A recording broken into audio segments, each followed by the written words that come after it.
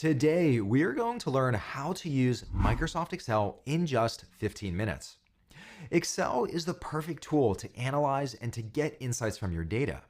But there's so many different menus and so many different buttons. What do they all do? In this video, we're going to make sense of them so you can start understanding the story behind your data. Let's start with how you can even get Excel. There are two different ways that you can get started with Excel. The first way, you can navigate to excel.new in your web browser. You'll need to log in, but that's entirely free, and that'll drop you into a brand new spreadsheet directly in your web browser. Excel on the web has most of the functionality that you'll find in the desktop app, and typically new features hit the web first. Second, you can also install Excel on your desktop, but you will need to purchase something called Microsoft 365. If you're interested in that, you can check out the product tagged to this video, and that helps support this channel.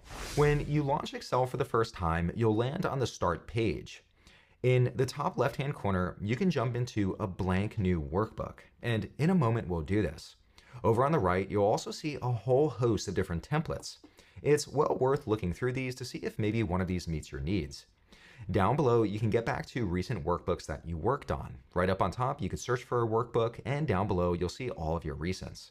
In the top left-hand corner, let's click into a blank new workbook. This drops us into a brand new workbook. And at first glance, you might notice that, wow, we have a lot of rectangles on the screen. These are all referred to as cells.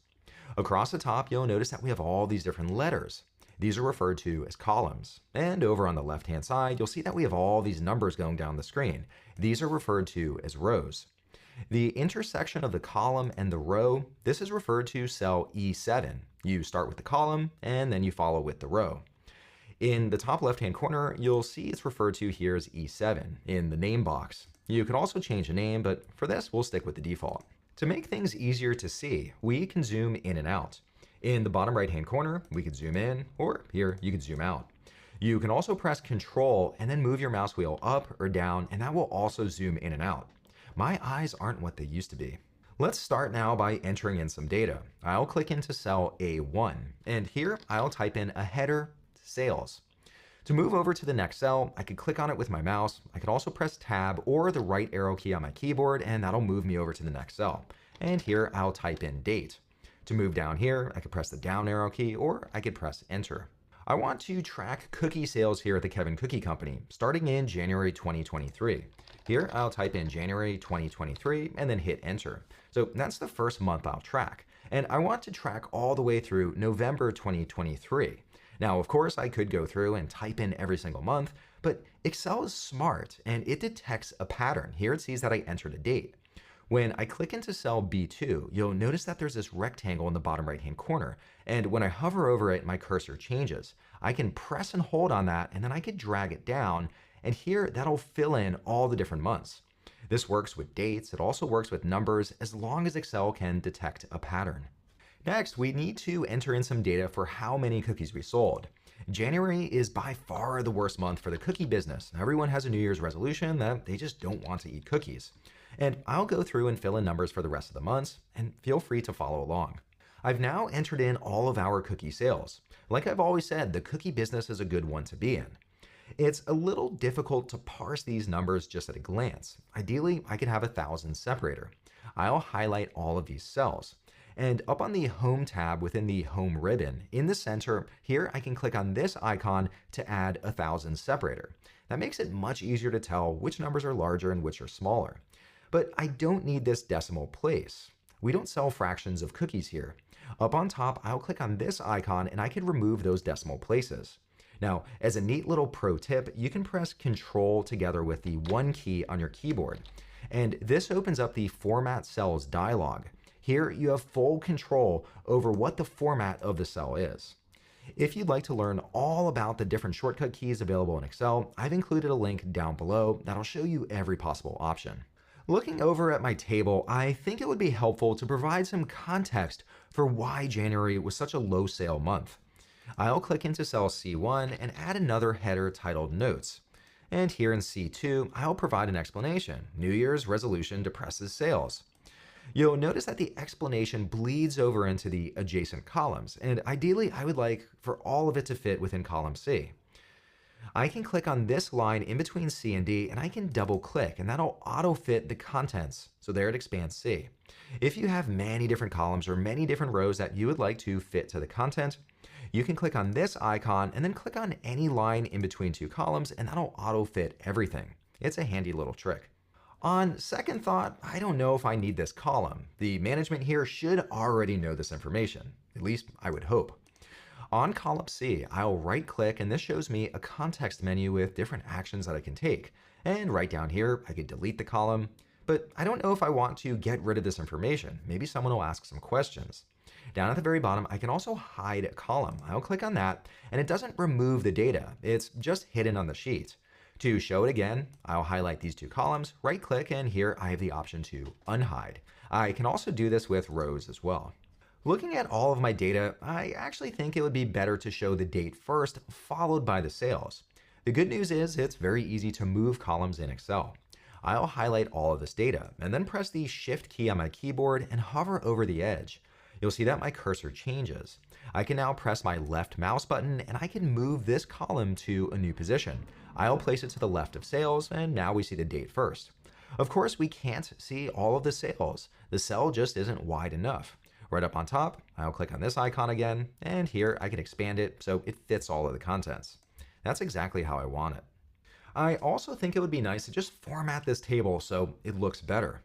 Up on the top tabs, let's click on Insert, and here we have the option to insert a table. I'll click on that, and here it automatically identifies all this data. We have headers, I'll make sure that's checked, and then click on OK. And look at that, I now have banded rows. It's a lot easier to read this table. Over on the right-hand side under Table Design, here we have all different types of styles that we could choose. I'll stick with the default. The benefits of tables go beyond just the look and feel. Right here, I could also add what's called a total row. Here, you see the total down at the bottom. And if I click on this little drop-down arrow, here I could choose what I want to total up. Let's get a sum of all of these sales. Look at that, 75,000 sales. We're doing really well. Now, I almost forgot to include December data. That's by far our best month of the year. It's amazing how people forget about calories during the holidays. Luckily, it's very easy to add either rows or columns.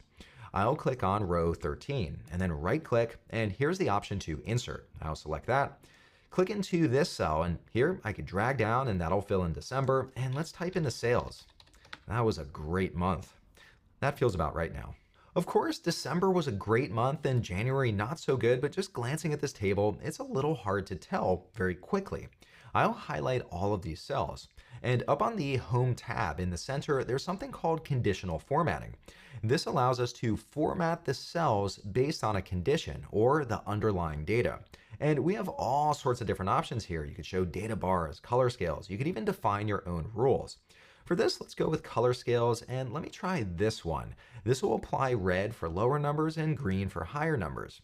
Now, when I look at this data, I could very quickly tell that December was by far the best month of the year for us. I now want to start analyzing my data, and luckily, Excel makes this really easy. First, I want to know what were total sales in Q1, so January through March.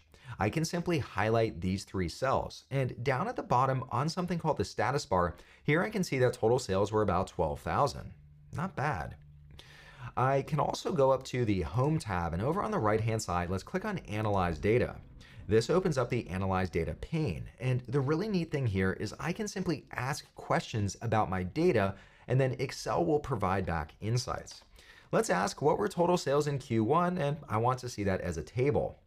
And right here, I can see sales, and there it was 12,000. That makes analysis really easy, and I didn't even have to enter in a function or a formula. I'll close out of this pane. Of course, we can also calculate this on our own. I'll click down into this cell, and let's add up Q1. I'll enter in the equals sign. This lets Excel know that we're about to enter in a formula. Next, I'll click into cell B2, and there you see it in my formula. And I want to add this. I'll enter in the plus sign to cell B3, and I want to add that to cell B4. Here you see my formula down below. I'll press enter, and there too you also see that the total was 12,000. Along with addition, you could also do subtraction, multiplication, and also division. Now, that was a little cumbersome to click into each individual cell that I wanted to add up. Alternatively, we can also use something called a function. One of the most popular functions is sum. Again, I'll enter in the equal sign and type in the function name sum. Then I'll open up the parenthesis, and here I need to pass in an argument, or basically all of the numbers that we want to sum up. Here, I'll simply highlight these three cells. So here you see B2 through B4, and then close the parenthesis, hit enter, and there too, we also see that the sum is 12,000. Excel has many different functions available. Up at the very top, let's click on the Formulas tab. And over here, we can see some of the most popular functions that you might want to use. And over here, we'll see many different options for functions. So it's well worth looking through to see what you can do with functions. As we've been going through this, you might have noticed that we have these arrows that appear next to our headers in the table. I'll click on one of the headers, and then let's click on the Data tab.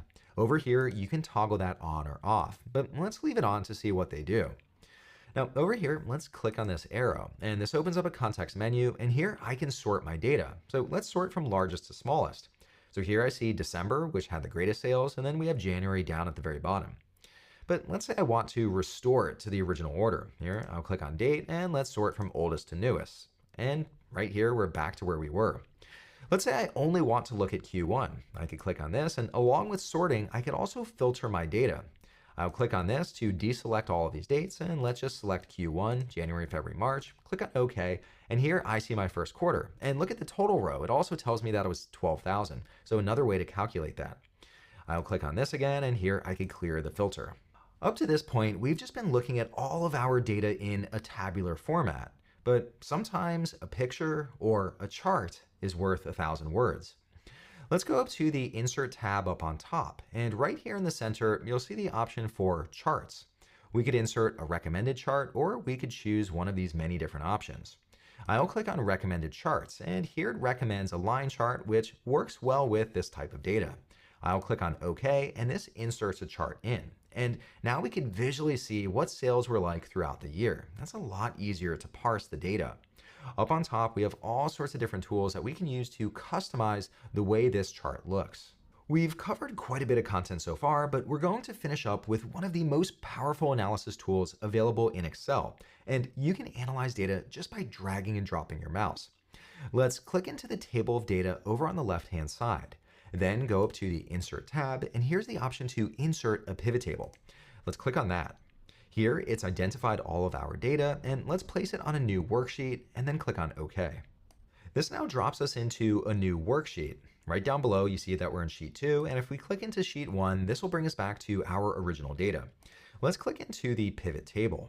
Over on the right-hand side, you'll notice that we have something called pivot table fields with all these different items. You might recognize these. These are all the different columns that we had in our data table. Now, check out what you could do with pivot tables. I'll press and hold on sales and drag that down into values. You typically place something in values if you want to calculate something.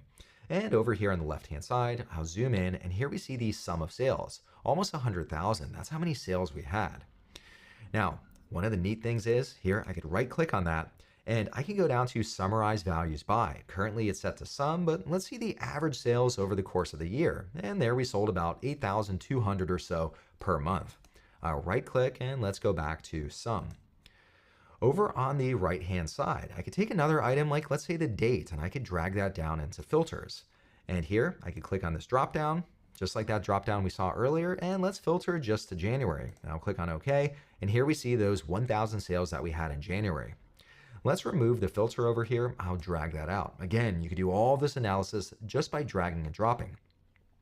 Let's take the date and drag it down into the rows. Now, this looks very similar to what we had on Sheet 1, where we have the date and then also the sales. Now, instead of putting it down this way, I can also drag out the date, and let's put the date as columns. And here we see it going across the columns. So you can very quickly visualize your data in different ways, and it doesn't require much effort to do that.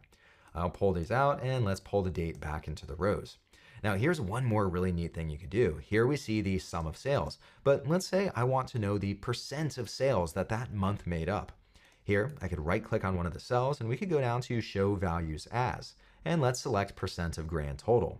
And there I see that January made up about 1% of our sales for the year, and here December made up 24%, so quite a bit more.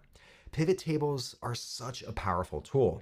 If you'd like to learn more about them, be sure to check out the Excel playlist that I've included in the description, and it walks through them in depth. Now that we've done all this analysis on our cookie sales, I want to share it out with the team. In the top right-hand corner, let's click on this Share button, and then let's select Share. You'll have to make sure that your workbook is saved in OneDrive, but once you do that, right here, I can click on this, and I can now select people from my team who I want to share this workbook with. Once I'm all done, I can click on Send. All right, well, that was just a really quick overview of Excel, but hopefully that gives you enough to start building that muscle in data analysis. To continue your learning journey, I've included a playlist with all of my free videos on YouTube down below. If you're interested in a more structured way of learning about Excel, I also have a course that you could click on in the top right-hand corner, and that walks through all of the fundamentals of Excel. To watch more videos like this one, please consider subscribing, and I'll see you in the next video.